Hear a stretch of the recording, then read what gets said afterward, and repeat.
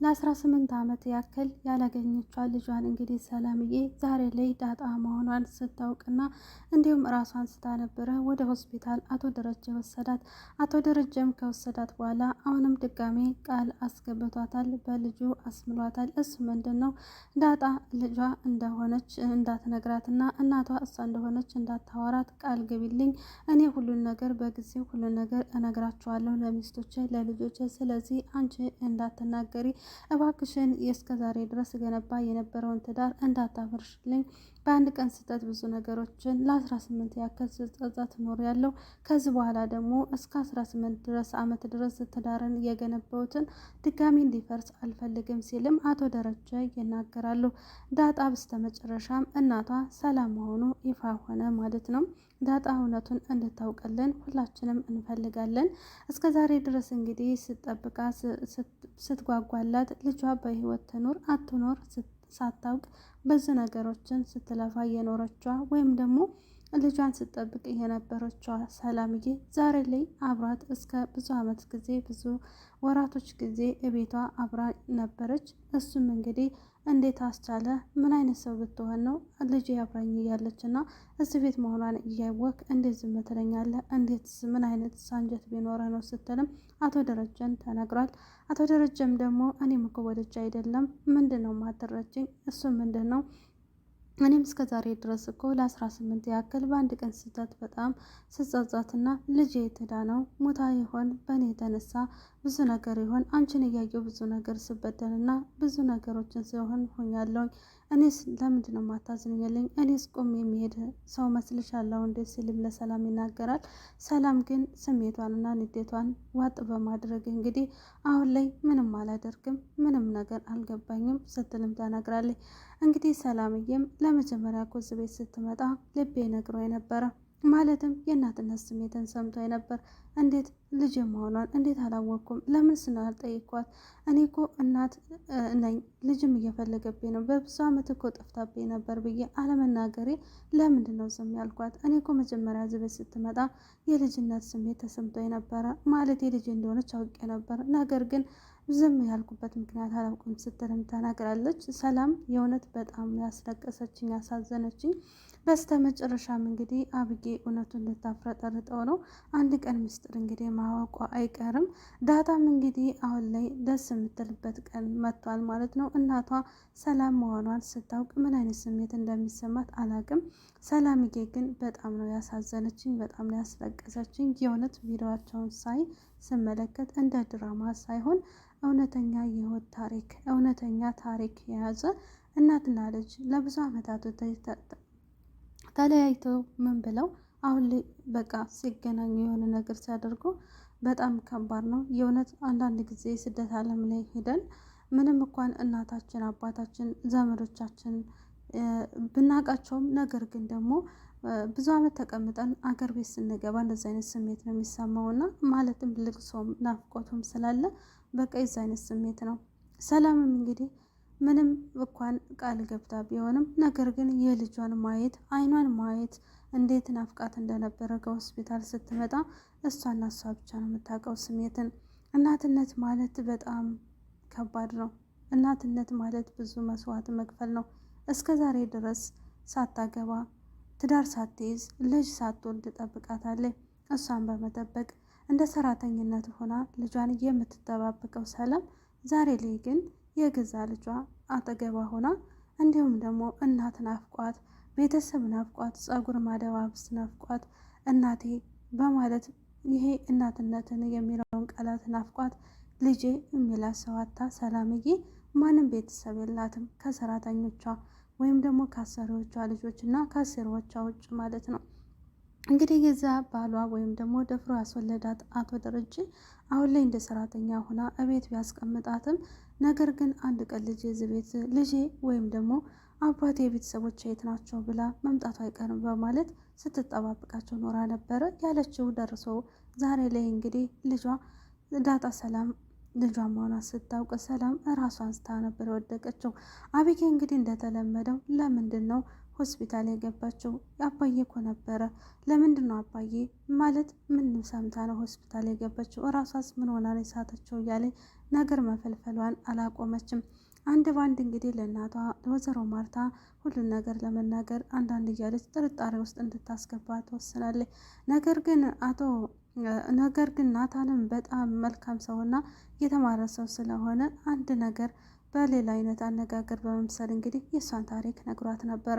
አንድ ሰው የዳጣ አባት እንግዲህ አቶ ሲሳይ የሆነ ነገር ቢያደርግና ቢሰሳት ወይም ደግሞ ልጅ ከሌላ ሰው ቢወልድ ምን አይነት እርምጃ ትወስጃለሽ ብሎ ሲጠይቃትም እንዴት ባል እኮ ታማኝ ነው። ስለዚህ በእኔ ላይ የሚክድ ወይም ደግሞ በእኔ ላይ የሚማግጥ ከሆነ ከሌላ ሰው ልጅ ከወለደ እንዴት ከሱ ጋር አብሬው እኖራለሁ? እንለያያለን። በጣም ነው መቀየመው ስትልም ነግሯል። እንግዲህ ናታንም ሚስጥሩን ስለሚያውቅ እንግዲህ አቶ ደረጀ ከሌላ ሴት መቅጦ ወይም ደግሞ በሆነ ስህተት አድርጎ እንደተፈጠረ ልጅ እንዳለው ምናምን ሲያውቅ አውቀው ነበር እና ያን ሚስጥር ነበረ ወደ እሷን ለማመለከት እና ምን አይነት አመለካከት አላት፣ ምን አይነት ንግግር አላት፣ ምን አይነት ለአቶ ደረጀ ታስባለች ወይስ አታስብ የሚለውን ለማስረዳት የሞክረው። ነገር ግን እሷ አይሆንም፣ እንደዚ አይነት ነገርማ በፍጹም ልቀበል አልችልም። እስኪ ንገረኝ አንተ ናታን፣ እንዴት ነው አንተ ሚስትህ ያልካት ወይም ደግሞ ትዳር ላይ ሆነ ሚስትህ ጋር ሌላ ሰው ሂዳ ማግጣ ሳይሆን አርግዛ ወልዳ ልጅህ ነው ብትባል ወይም ደግሞ ሚስት ብትማግጥብህ ምን አይነት አብራት ትኖራለህ ወይስ ምን አይነት ነገሮች ታደርጋለህ? ስትልም አይ እኔ በጭራሽ አብራት አልኖርም እተዋታለሁ ስትል ነበር። እንግዲህ ወይዘሮ ማርታም እንግዲህ ያንን ነገር በመመልከት እኔም ከዚህ በኋላ እንዴት ነው አብሬው የምኖረው? ነገር ግን አቶ ደረጀን እኔ በጣም የማምነውና ታማኝ ባል ነው። ስለዚህ ምንም ነገር በእኔ ላይ የሚያደርግ ነገር ስትልም ተናግራለች። እንግዲህ ወይዘሮ ማርታ ይህንን ስትሰማ ዳጣ እንግዲህ የአቶ ደረጀ ላይ የዛሬ 18 ዓመት በፊት እንግዲህ በአንድ ቀን ስህተት በስካርነት የተነሳ እንግዲህ የስካርነት ህይወት አስባችሁታል። ለአንድ ሰው አባት ወይም ደግሞ ለአንድ ሰውና ስህተት እንግዲህ የ18 ዓመት ስቃይ ተሰቃይቷል። አቶ ደረጀም ይሁን ወይዘሮ ሰላምም ትሁን ሁሎችም በስቃይ ዓለም ውስጥ ነው ያሉትና አንዳንድ ጊዜ ተሰስተን የምንፈጽማቸው ነገሮች በህይወታችን በጣም አስከፊና በጣም አሳሳች እንዲሁም ደግሞ በጣም ዋጋ የሚያስከፍል ስህተት እስከሆነ ድረስ ህይወታችንን፣ ጊዜያችንን፣ ሰዓታችንን በቃ ትዳራችንን አስባችሁታል። ሰላም እንግዲህ የአንድ ቀን ስህተት እንግዲህ ምንም እንኳን ዳጣዬን ወልዳ ከሆስፒታል ቢወስዱባትም ነገር ግን 18 ዓመት ድረስ ሳታገባ ምን ሳትል ብዙ ነገር ህይወቷን፣ ልጅነቷን፣ ፊቷን፣ ማዕረጓን ሁሉ ነገሯን አታ ልጇን ስጠብቅ ለሰራተኝነት ያክል ቆይታለች። ይህም ብለው እንግዲህ ዳጣ አሁን ላይ እንግዲህ ምንም እንኳን እናቷን ብታገኝ አቶ ደረጀም ደግሞ ያለበት ሁኔታ በጣም ከባድ ነው እና የዛሬው ነገር በጣም ነው የሚያሳዝነው። አቶ ደረጀ ካሁን ሰማች ሚስቴ ካሁን እንደዚህ ሆነች፣ ማርታዬ እኮ ብትሰማ ትሞታለች፣ ማርታዬ እኮ ብትሰማ ነፍሷ ጸጥ ነው የምትል እያለ ሚስት ለሚስት ይተዛዘናሉ። በጣም ደስ የሚል ቤተሰብ እና በጣም ደስ የሚሉ ባለትዳሮች ናቸው። ከእንደዚህ አይነት ትዳር ይስጠን። ማለትም በመማገጥና ወይም ደግሞ ከሌላ ሴት በመውደድ ሳይሆን አስተሳሰባቸው ለአንዱ ያለው አመለካከት ያለው ለአንዱ ዝነት በጣም ነው ደስ የሚለውና አቶ ደረጀና ማርታ እነሱ በጣም ለሌሎች ተምሳሌት ይሆናሉ። ምንም እንኳን ተሰስቶ ልጅ በመውለድ እና ብዙ ነገር ቢያደርግም አቶ ደረጀ ግን ያው ስካር ላይ ስለነበረ የሚያደርገውን አላወቀም እና ከዚም በኋላ ተሰስቷል ይባላል። ነገር ግን አሁን ላይ ስቃዩ በጣም በዛ። አቶ ደረጀ እውነቱን ተናግሮ ሁሉም ሰምቶ እንግዲህ ያበጠው ይፈንዳል የሚባለው የመጣ ይምጣ ብሎ ዳጣ ልጅ እንደሆነች እና ሰላም ከዚህ ቀደም እንግዲህ ተሰስቶ ያደረገው ድርጊት እንግዲህ ለ18 ያክል እንደሆነ አውቆ ተነጋግረው ሁሉንም ቢፈቱት መልካም ነው ብዬ አስባለሁ። ነገር ግን ደግሞ ልጅ ይተካል። ስለዚህ ዳጣዬ አንድ ሄደች ሄዳለች። ስለዚህ ከአቶ ደረጀ መውለድ አለብኝ፣ ልጄን ዛሬ መተካት አለብኝ። 18 ዓመት ያክል እኮ ያለ ልጅና ከዚህ በኋላ ማንም ሊያገባኝ አልችልም፣ አርጅቻለሁ። ስለዚህ ከአቶ ደረጀ መውለድ አለብኝ በማለት ነበረ ሰላምዬ እንግዲህ እሱ በሰካ በተመካከረበት ሰዓት ወይዘሮ ማርታ እንግዲህ ወደ ሌላ ሀገር ለስራ በሄደችበት ሰዓት እንግዲህ ሰላም ከአቶ ደረጀ ያረገዘችው ማለት ነው። እና ልጅን እተካታለሁ በማለት ሴት ከሆነች ምትክ እላታለሁ፣ ወንድ ከሆነ ደግሞ ምትክ እለዋለሁ ስትልም እንግዲህ ለአቶ ደረጀ ነግረው ነበረ። አቶ ደረጀ እንግዲህ የተረገዘው ልጅ የእሱ ሲሆን ምን አይነት ስሜት እንደሚሰማው አላውቅም። ስለዚህ ምን አይነት ደስታ እንደሚኖራቸው የነ ሰላምና የወይዘሮ ማርታ ወደፊት አብረን የምናየው ነው የሚሆነው። ለጊዜው ግን ሰላም ልጇን ስላገኘች ዳጣ ልጇ ስለሆነች እና እንዲሁም እውነቱ ስለተናገረ አቶ ደረጀ በጣም ደስ ብሎናል። እንግዲህ ዳጣዬ እናቷ ሰላም እንደሆነች ደሞዝ ብታውቅ መልካም ነው፣ ብናውቅ መልካም ነው። ሁሉም ደስ ይለዋል። ይህ ቤት ድራማ አስተማሪና ቁም አዘል ነው። የምር እኔ ወድጀዋለሁ። እናንተስ እንዴት ነው? ወደዳችሁት ወይ? ምንም እንኳን ድራማ ቢሆንም ነገር ግን በጣም አስተማሪና ቁም አዘል ነው ብዬ አስባለሁ። በተለይ በትዳር በኩል ያላቸው የወይዘሮ ማርታና የአቶ ደረጀ የልጅ አስተዳደግ፣ የልጆች ምክር በጣም ነው የተመቸኝ እኔ።